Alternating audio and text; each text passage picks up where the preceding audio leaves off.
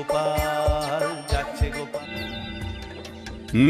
সুপ্রভাত সবাইকে। তা বলো, সকলে এই 4 দিনের ছুটি কেমন কাটালে? আমার তো হিসেব করে করেই কেটে গেল মহারাজ। বাবা বাবা বাবা, তা খুব খরচ করে ফেলেছো বুঝি? আমার তো মোহর গুনে গুনেই কেটে গেল মহারাজ। তোমার তো অগুন্তি মোহর, সেক্ষেত্রে গুনতে তো হবেই। আমি মেয়ের বাড়ি গিয়েছিলাম মহারাজ। হ্যাঁ, ছুটিতে একটু না ঘুরতে গেলে হয়? আমি বাড়িতেই ছিলাম, খেয়েছিও কম, যাতে খরচ বেশি না হয় আমার সঞ্চিত ধন। হ্যাঁ, বেশি খেয়ে মোহর সব না উড়িয়ে দেওয়াই ভালো। যাই হোক, তাহলে দেখছি এই 4 দিন তোমরা সবাই খুব ভালোই কাটিয়েছো। হ্যাঁ, না মহারাজ, আমরা এই 4 দিনের ছুটি কেউ খুব ভালো করে কাটাই। মানে এই যে তুমি মেয়ের বাড়ি গিয়েছিলে, বৈদ্য এই ছুটিতে এত জিনিস কিনেছে যে হিসেব করেই কাটিয়েছে। সভাকবি বাড়িতে ছিল কিন্তু কম খেয়েছে, আর মন্ত্রী অগুন্তি মোহর গুনেছে। তাহলে সবাই তো মনের সুখে যে যার কাজ করেছে।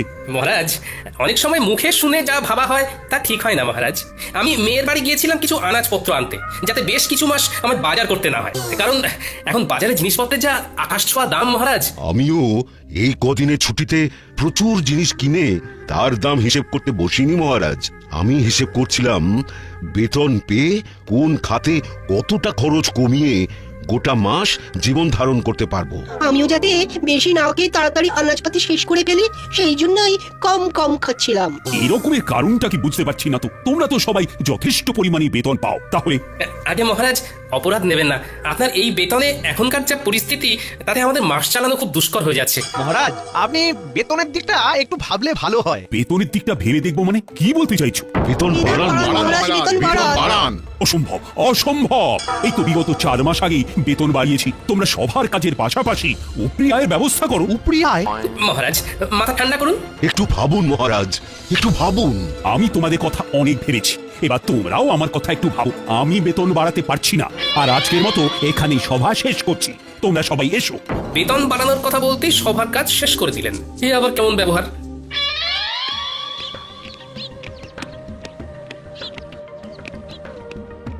কি মহারাজ, আপনি এখন এই অসময়ে? হ্যাঁ, চলে এলাম আর কি। সবাই একটু গন্ডগোল হয়েছে। তারা বেতন বাড়াতে বলছে রানী, যা বেতন পাচ্ছে তাতে নাকি জিনিসপত্রের বাজারে যে আকাশ ছোঁয়া দাম তাতে হচ্ছে না। আপনি কি বলেছেন শুনি?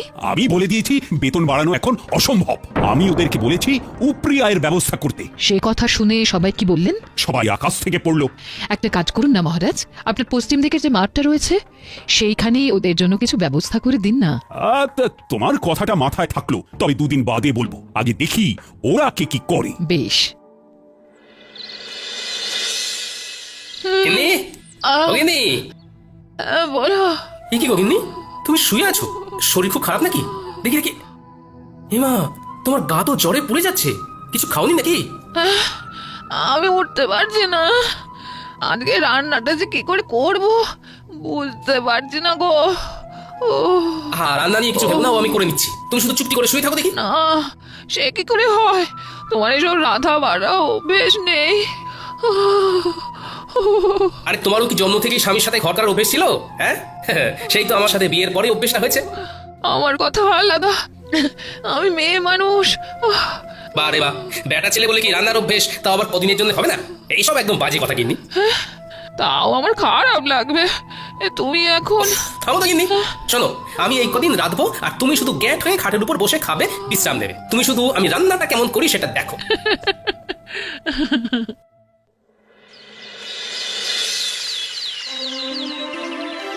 সুপ্রভাত। আশা করি সবাই ভালো আছো। কালকে যা হলো তারপর কি আর ভালো থাকা যায় মহারাজ? দেখো, আমি তোমাদেরকে যা বলার বলেই দিয়েছি। এই যাবৎকাল তোমাদের যখনই যা অসুবিধে হয়েছে আমি পাশে ছিলাম, এখনো আমি পাশে থাকবো। তাই বলে যখন তখন বেতন বাড়ানোটা সত্যি অসুবিধের। আমি তো শুধু চিকিৎসাই পারি, এর বাইরে তো কিছুই পারি না। তাই তাই কিভাবে যে উপরি আয় হবে অন্য কিছু করে সেইটাই মাথায় আসছে না। মহারাজ যদি একটু উপায় বলে দেন। সেই আমাকেই উপায় বলতে হবে? আচ্ছা, দেখছি।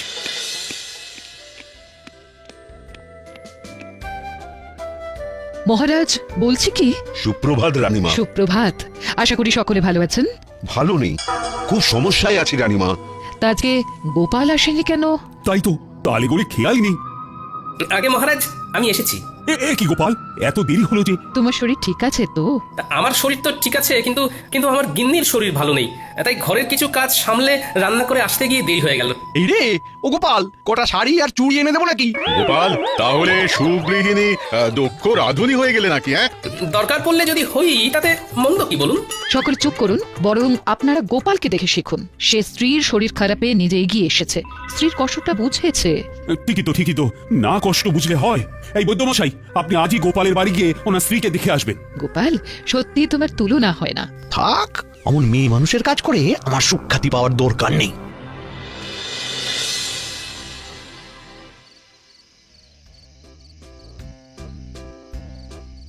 কি ব্যাপার রানী, এমন উদাস ভাবে বারান্দায় দাঁড়িয়ে? ভাবছি গোপাল গিন্নির কত ভাগ্য ভালো। কেন? এই যে সে এমন এক স্বামী পেয়েছে যে তার সব দুঃখ কষ্ট বোঝে। ও, আর তোমার স্বামী বুঝি সেটা বোঝে না? না, কিছু কিছু সময় বোঝে, আবার কিছু কিছু সময় বোঝে না। আচ্ছা, বুঝেছি। তোমার মন পেতে গেলে আমায় তাহলে একদিন লুকিয়ে লুকিয়ে ঠাকুরদের সরিয়ে তোমাকে রেঁধে খাওয়াতে হবে, তাই তো? আপনি রাঁধতে পারবেন? কি জানি, তবে চেষ্টা করে দেখতে পারি। আমার মনে হয় আপনি আর আপনার সভাসদেরা, মানে গোপাল বাদে কেউ রাঁধতে পারবেন না। এত বড় অপবাদ দিও না রানী। গোপাল ছাড়াও আর বাকিদের ভিতরে কেউ না কেউ নিশ্চয়ই রাঁধতে পারে। বলছেন? আচ্ছা, একটা কাজ করলে কেমন হয়? কাজ? কি কাজ? আপনাকে ওই দিন বলছিলাম না, আপনার পশ্চিম দিকের মাঠটায় ওদের কিছু একটা উপরি আয়ের জন্য ব্যবস্থা করে দিন। হ্যাঁ, তার সাথে এর কি সম্পর্ক? শুনুন, আপনি আপনার সভাসদদের বলুন তারা ওই মাঠটায় নিজের ইচ্ছে মতো তৈরি করা খাবারের দোকান ওই বিকেল বেলার দিক থেকে রাত্রিবেলা পর্যন্ত দিতে পারেন। তাতে কি লাভ হবে? তাতে এনাদের উপরি আয়ও হবে। সবার কাজ শেষ করে তারা অনায়াসে খাবার দোকান খুলে খাবার বিক্রি করতেই পারবেন। হ্যাঁ, দারুণ বলেছে তো। আচ্ছা, তাই খাবারগুলো কি সভাসদেরই বানাতে হবে? এমন কোনো কথা আছে কি? মানে যেহেতু তুমি তখন ওই রান্নার প্রসঙ্গ তুলেছিলে, তাই জিজ্ঞাসা করছি। সেই খাবারগুলো সভাসদেরই বানাতে হবে এমন তো কোনো বাধ্যবাধকতা নেই। তারা চাইলে তাদের স্ত্রী বা বাইরের কারো সাহায্য নিতেই পারেন। তবে যারা নিজের হাতে খাবার বানিয়ে বিক্রি করবেন তাদেরকে পুরস্কার হিসেবে 2 থলি করে মোহর দেওয়া হবে। রানী, তোমার প্রস্তাবটাকে আরেকটু পরিবর্তন করে দিই। সভাসদের এমন বলি, বেশ কিছুদিন ব্যাপী পশ্চিম দিকের বড় মাঠটায় একটা ভোজন মেলার আয়োজন করতে চাই। তাই আমার ইচ্ছে, আমার সভাসদেরা এই ভোজন মেলায় হরেক রকম খাবারের পসরা নিয়ে খাবারের দোকান দিক। তার মধ্যে যে সভাসদেরা নিজের হাতে রান্না করবে তারা প্রত্যেকে পুরস্কার বাবদ 2 থলি করে মোহর পাবে, এবং যে সভাসদের খাবারের দোকানে সব থেকে বেশি বিক্রি হবে সে পুরস্কার স্বরূপ 5000টা মোহর পুরস্কার পাবে। অতীব উত্তম। শুধু শুধু উপরি আয়ের জন্য ওনারা সবাই খাবারের দোকান খুলতে রাজি নাও হতে পারেন। তার থেকে পুরস্কারের কথা বলে মেলায় খাবারের দোকান খোলার প্রস্তাব দেওয়াটা একদম উপযুক্ত। আপনি কালকেই ঘোষণা করে দিন মহারাজ। ভাবছি আমিও যদি দোকান দিই তাহলে আমায় কি পুরস্কার দেবে বলো তো রানী? তা আমি কি জানি।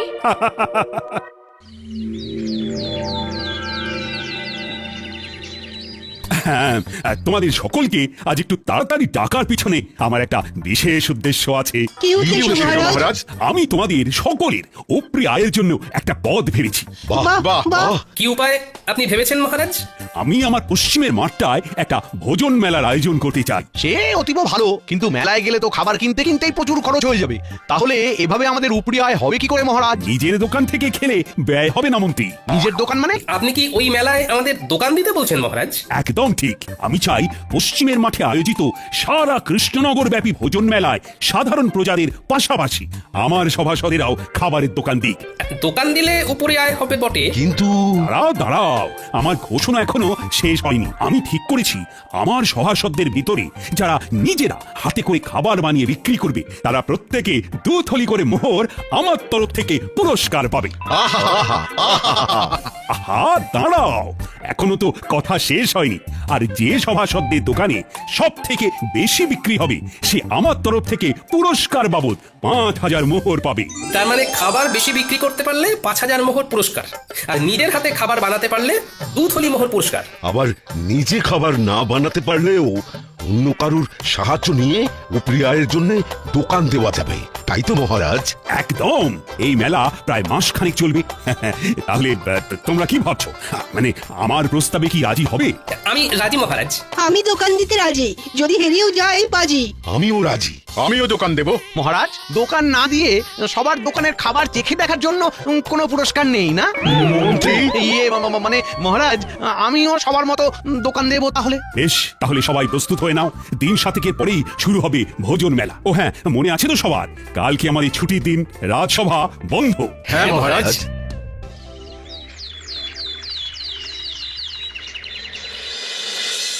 গিন্নি, ও গিন্নি, আরে ও গিন্নি, শোনো না। হ্যাঁ, তাহলে তাহলে তুমি বলছো আমি বেশ ভালো করেই জিলিপি, অমৃতি, গজা এসব বানাতে পারবো না? হ্যাঁ, খুব খুব ভালো করে পারবে। তা আমার প্রতি তোমার এত আত্মবিশ্বাসের কারণ কি? আরে বাবা, জিলিপি অমৃতি বানাতে গেলে শুধু ময়দার মিশ্রণটা এই টকটকে গরম তেলের ভিতরে ভালো করে প্যাঁচ দিয়ে গোল গোল আকৃতি করে পাক দিলেই তৈরি হয়ে যায়। আর এই প্যাঁচ দেওয়ার ব্যাপারে কৃষ্ণনগরে তোমার মতো পারদর্শী আর কেউ আছে বলে তো আমার মনে হয় না। ঠিক বলেছো, তোমারও যা প্যাঁচালো মন, সেই মনের প্যাঁচের মতো আমায়ও যা সুন্দর করে তুমি জিলিপি অমৃতি বানাতে শেখাবে, আহা আহা, তারপর আমার পূর্ব অভিজ্ঞতা তো আছেই। যাকে যাক, এই চলো শুরু করে, চলো চলো। বলি, ও গোপাল, আমার দ্বারা এসব হবে না। আমি আগে কখনো রান্না করিনি। হবে না মানে? সব হবে। তুমি নিজে না একজন বিজ্ঞানী, তুমি এরকম করলে হবে? চেষ্টা করলে সব হয় বন্ধু। আগে গোল গোল লুচি বানাতে শিখতে হবে, তারপর আলুর দম।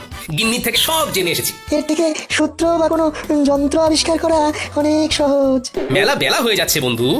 ইস, এরকম যদি কোনো যন্ত্র থাকতো যার দ্বারা আপনা আপনি খাবার হয়ে যেত। আগে লুচি আলুর দমটা শেখো, তারপর তুমি ওরকম যন্ত্র আবিষ্কার করো। এমন না, মানে কোনো ইয়ে টিয়ে নয়, চুপচাপ কাজে নামো। তুমি তো জানোই আমি ছড়ার পাত্র নই।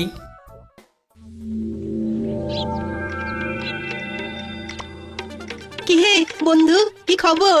বিজ্ঞানী কি রান্না করেছে জব্বর? শিখিয়ে তো এলাম তাকে, একদম ফল পাওয়া যাবে ভোজন মেলায় হাতে নাতে। আহা, কি দারুণ ছন্দ! দেখো তো কেমন বেরোচ্ছে ঘুগনির গন্ধ। কি দারুণ গন্ধ। তা সবা কবি, তুমি কি রাঁধতে পারো? হ্যাঁ, আমি রাঁধতে পারি, তাতে নেই কোনো সংশয়। সেই জন্যই মেলায় বিকাবো ঘুগনি ও মুড়ি মহাশয়। সাবাস বন্ধু, সাবাস।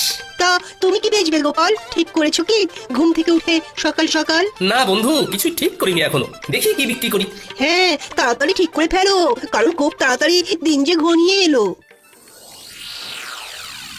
গোপাল, ভেবেছি চপের দোকান দেব, কিন্তু বেসন গুলতে গিয়েই তো কাল ঘাম ছুটছে। আপনার এই দুই হাতে নিজে এত পাচন গুলেছেন, আর এখন বেসন গুলতে গিয়ে নাকানি চোখানি খেলে হবে?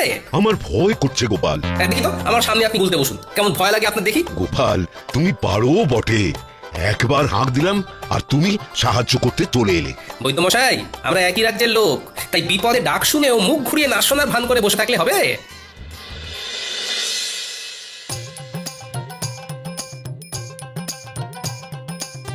হ্যাঁ গো, এলে? হ্যাঁ হ্যাঁ, মোটামুটি সবার বাড়ি একবার করে ঢু দিয়ে এলাম, বুঝলে গিন্নি। দেখলাম মোটামুটি সবাই একদম জোর কদমে রান্নার প্রস্তুতি নিচ্ছে। তা তুমি কি বানাবে কিছু ঠিক করলে? এমনিতে বাড়ির রান্না তো বেশ ভালোই করছো। সেটাই তো এখনো ঠিক করে উঠতে পারিনি। সবাই মোটামুটি সেই গতে ধরা রান্নাই করছে।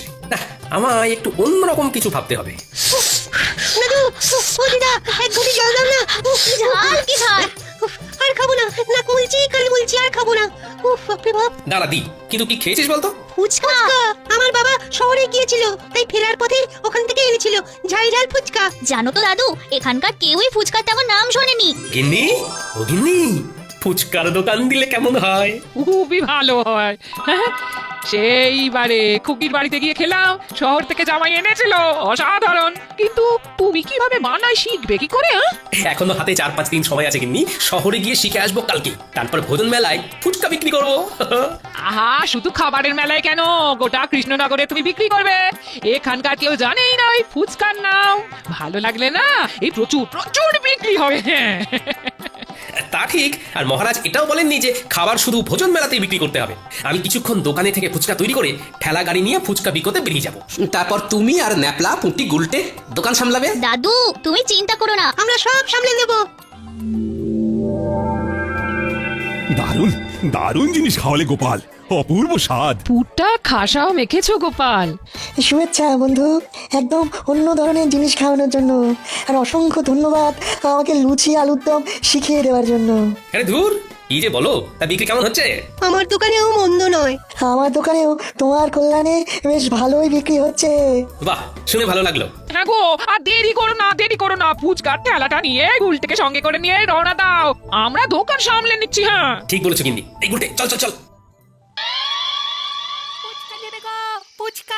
ফুচকা নেবে গো, ফুচকা ভোজন মেলায় গোপালের বিখ্যাত ফুচকা। এক মোহরে 7টা, খেয়ে যাও এক মোহরে 7টা। ফুচকাটা আবার কি? হ্যাঁ হ্যাঁ, আমি বুঝেছি ফুচকা কি। তাও আবার খাবারের মেলায় গোপালের বিখ্যাত ফুচকা। চল চল চল, খেয়ে দেখবি চল, বাকি দুটো ডাক। একটু ভালো খেতে আরো দিন আমায় ফুচকা দিন। দাদু, মন বলছে এই এক ঠেলা গাড়ি ফুচকা না নিমেষেই শেষ হয়ে যাবে। দেখে নিও দাদু, তুমি হবে সেরা বিক্রেতা। দূর পাগলা, সেরা বিক্রেতা না, সর্বোচ্চ বিক্রেতা। দুটো একসাথে বললেও কিন্তু মন্দ লাগবে না।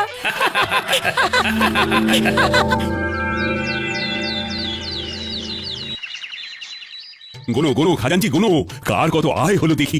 মন্ত্রীরটা হলো 1 2 3, এই সর্বমোট 300 মোহর। তবে মন্ত্রী মশাই নিজেই সব বানিয়েছেন। বেশ বেশ, পরের জন। পরের জন হলেন বিজ্ঞানী বাবু, তার মোহর 1 2 3, এই সর্বমোট 900 মোহর। ইনিও নিজের হাতেই খাবার বানিয়েছেন। এই বিজ্ঞানী আমার থেকেও বেশি আয় করেছে, এ কি কপাল। হ্যাঁ, এরপর সভাকবি, ওনার মোহরের সংখ্যা হলো 1 2 3, সব মিলিয়ে 850 মহারাজ। ইনিও নিজের হাতে খাবার তৈরি করেছেন। বাহ বাহ বাহ, চমৎকার। তারপর এরপর বৈদ্যমশাই, ওনার মোহর হলো 1 2 3, 600 মোহর মহারাজ। ইনিও নিজেই চপ বানিয়েছেন। এরপর গোপাল, মোহর হলো 1 2 3, 7,000 মোহর মহারাজ। ওরে বাবা! সাবাস গোপাল, সাবাস, তুমি বিজেতা। এই ফলাফল মানি না, কারণ গোপাল শুধু ভোজন মেলায় নয়, সারা গ্রাম সারা রাজ্য ফুচকা বিক্রি করেছে। মন্ত্রী মশাই, মহারাজ শুধু বলেছিলেন ভোজন মেলায় খাবারের দোকান দিতে। উনি এর পাশাপাশি এরকম কিছু বলেননি যে সেই খাবার কেবলমাত্র ওই মেলা ছাড়া মেলার বাইরে কোনোভাবেই বিক্রি করা যাবে না। তাই আমি আমার ফুচকার বিক্রি বাড়ানোর জন্য মেলা ছাড়াও মেলার বাইরে এই রাজ্যের অন্যান্য গ্রামেও বিক্রি করেছি। সুতরাং আমি জানি আমি কোনো অন্যায় বা অসততার কাজ করিনি। আমি গোপালের এই যুক্তিকে খণ্ডাতে পারবো না, কারণ গোপাল একদম অকাট্য যুক্তি দিয়েছে। ধন্যবাদ ধন্যবাদ গোপাল, তুমি আরেকবার আমাদের চোখ খুলে দেখিয়ে দিয়েছো যে কিভাবে সততার সাথে পরিশ্রম করে নিজের আয় বাড়ানো যায়, কিভাবে বুদ্ধি খাটিয়ে কোনো নতুন জিনিসকে সবার সামনে তুলে ধরা যায়। সেই জন্যই তো গোপাল আমাদের সবার থেকে আলাদা। নাও আনো এবার পুরস্কারটা, তার সাথে সবাই মিলে বলো গোপাল আমাদের সেরা, তাই ধন্য হয়েছি মোরা। গোপাল আমাদের সেরা, তাই ধন্য হয়েছি মোরা।